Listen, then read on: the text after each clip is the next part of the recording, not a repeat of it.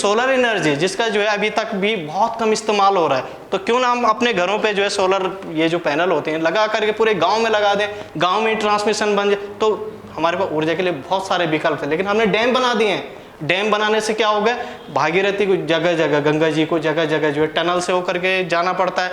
उसके वजह से जो गंगा जल की जो क्वालिटी होती है वो बिगड़ जाती है। अब वो क्वालिटी कैसे डिस्टर्ब हो जाती है वो मैं आपको बताना चाहता हूँ। सिर्फ डैम ही नहीं, हम आसपास में जो है, जो हमारी ट्रेडिशनल जो कृषि थी, परंपरागत कृषि जिसे हम कहते थे, बायो फार्मिंग, जैविक कृषि, वैदिक कृषि, उसमें क्या था कि हम लोग जो है एक तो क्रॉप रोटेशन करते थे। एक बार जो है हम फसल इधर उगाते थे गांव के नीचे, एक गांव के ऊपर, वो दाल वाली खास करके हम चेंज करते थे। तो दालों की जो जड़ें होती हैं उनमें क्या होते हैं, बैक्टीरिया होते हैं ना कुछ, जो नाइट्रोजन का फिक्सेशन करते हैं। राइजोबियम सुना होगा आपने, ये फिक्सेशन करते हैं। जो वायुमंडल में नाइट्रोजन 80% है ना, लेकिन कोई भी इसको जो है यूटिलाइज नहीं कर सकता है। सिर्फ जो दालें होती है उनकी जड़ों में क्यों नोड्यूल्स होते हैं जिनमें बैक्टीरिया रहते हैं, शेल्टर मिलता है उनको, उसके वजह से जो है जमीन के अंदर क्या हो जाती है, नाइट्रोजन स्टोर हो जाती है। और नाइट्रोजन बच्चों आप जानते हैं कि नाइट्रोजन से प्रोटीन बनेगा ना, वो प्रोटीन हमारे शरीर के लिए जो है बहुत ज़रूरी भी है। तो तभी तो दालों से प्रोटीन मिलती है ना।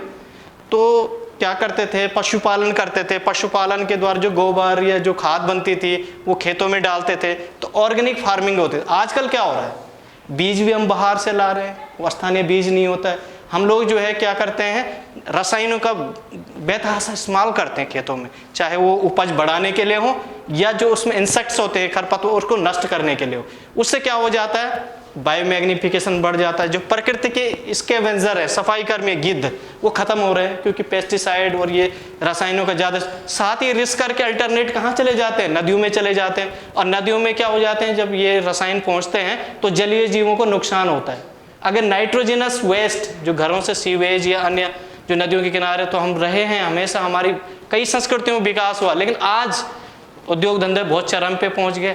नगरीकरण, औद्योगिकरण, शहरीकरण जिसको हम बोलते हैं, वो बहुत ज़्यादा बढ़ता जा रहा है। हर आदमी ये चाहता है कि मैं शहरों में आऊँ, तो सारा जो सीवेज है, बहुत सारी जगह पे अनट्रीटेड सीवेज भी कहाँ चला जा रहा है, नदियों में चला जा रहा है। और नदियों में पहुँच करके क्या करता है, पूरी बायोडायवर्सिटी को प्रभावित करता है।